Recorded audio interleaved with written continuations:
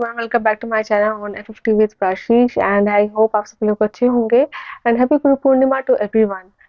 जैसे कि मैंने लास्ट वीडियो में प्रॉमिस किया था कि मैं जो नया वीडियो है वो स्पेशल डे पे लेकर आऊंगी which is today on Guru Purnima. And आज मैं वीडियो का सेकंड पार्ट लेके आई हूँ which is mistakes I have made in my marriage part 2।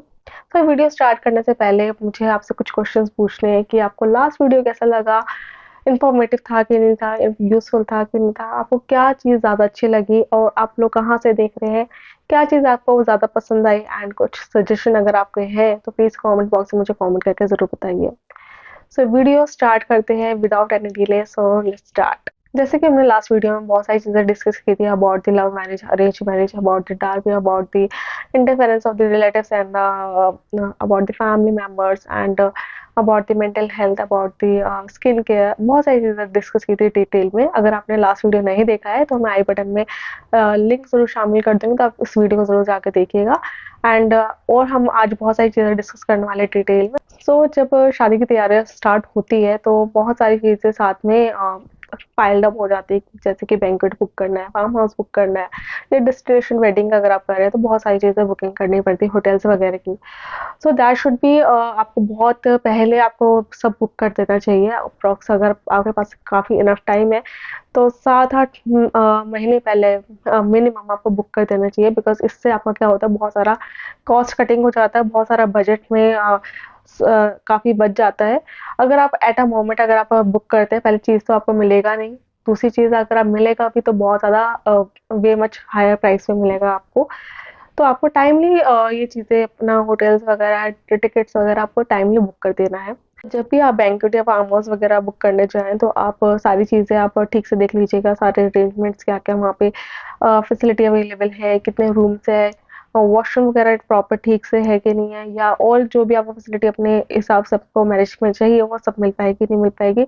मिल पाएगी तो कितना प्राइसिंग रहेगा, क्या नहीं रहेगा, वो सब आप अपना बजट के हिसाब से आप देखिएगा। साथ ही में आप खाना ज़रूर टेस्ट करिएगा, उनसे ज़रूर बोलिएगा कि हम खाना टेस्टिंग के लिए ज़रूर आएँगे। 3 मेंबर्स आप ज़रूर टेस्टिंग के लिए ज़रूर जाइएगा, बिकॉज़ हर किसी का पैलेट डिफरेंट होता है। So that you will get to know the judgement कि हाँ, खाना ठीक है आप तीनों के अकॉर्डिंग, तीनों चारों के according. So that should be there.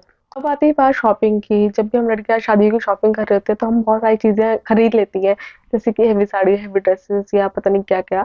और जब शादी होने के बाद हमें पता लगता है यार ये इतनी हेवी साड़ी है, अब तो क्या पहने जाएगा, ये घर के काम ही नहीं निपटते हैं। तो आप प्लीज़ माइंडफुल शॉपिंग ज़रूर करिएगा, क्योंकि ये चीज़ हर लड़की के साथ होता है। हम चकाचौंध देके बहुत सारी चीज़ें खरीद लेते हैं, बट वो एट द एंड वो यूज़ में नहीं आती है या बहुत कम यूज़ में आती है।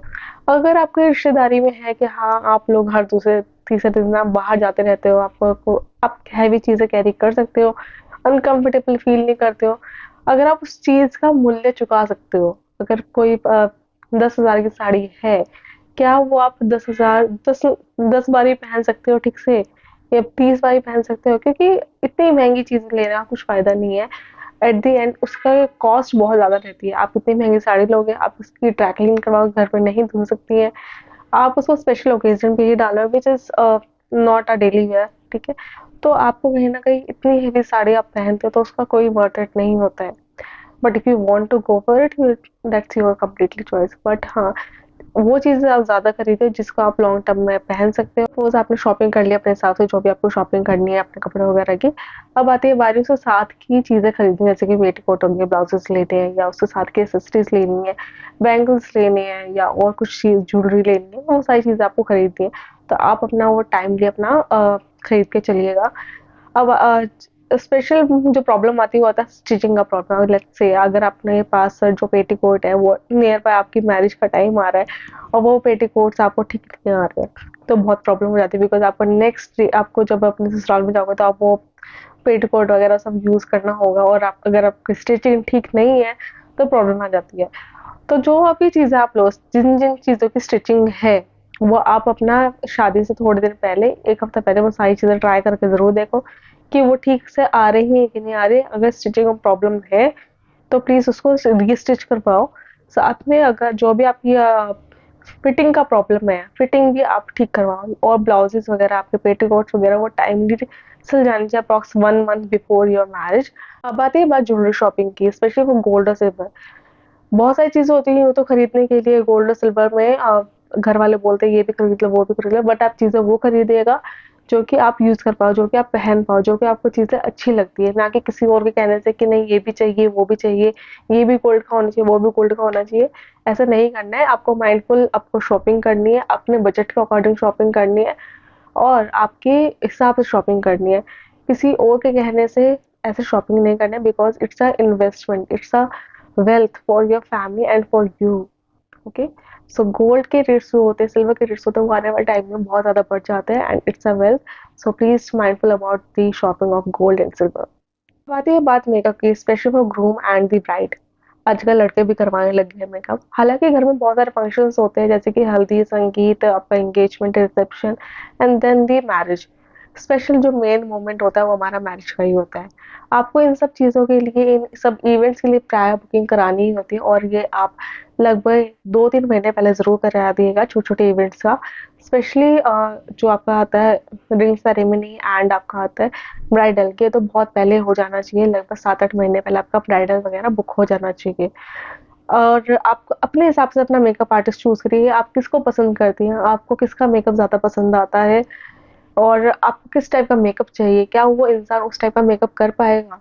वो सारी चीज़ें अपने ब्राइडल मेकअप आर्टिस्ट के साथ वो सारी चीज़ें डिस्कस करिए। सो जो भी आपकी insecurities about the makeup, about the hair style, about the styling की, आप जो भी इनसिक्योरिटीज़ है वो आप सारी चीज़ें अपनी मेकअप आर्टिस्ट के साथ डिस्कस करिएगा। और वो किस टाइप का आपको लुक देंगी, क्या आपको वो इमेजिन करके अच्छा लग रहा है कि नहीं लग रहा है, वो सारी चीज़ें आप डिस्कस कर सकती हैं।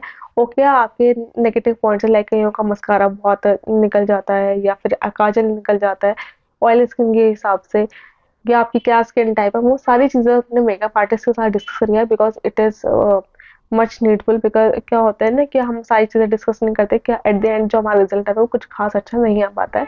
तो ये सारी चीज़ें डिस्कस करनी ज़रूरी है।